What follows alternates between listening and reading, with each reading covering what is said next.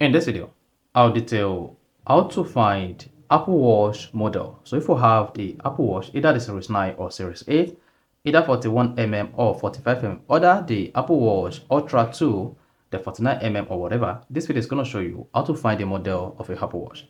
So if I don't know this video, you found this video helpful and informative, please don't forget to like and subscribe. And the first one to do is you want to press the crown button to exit the clock screen. Then once you press it once, you'll be taken to the Apple Watch app menu. On the Apple menu, click on Settings. Then once you select the settings, scroll down and select General. Now once you click on General, come here and click on About.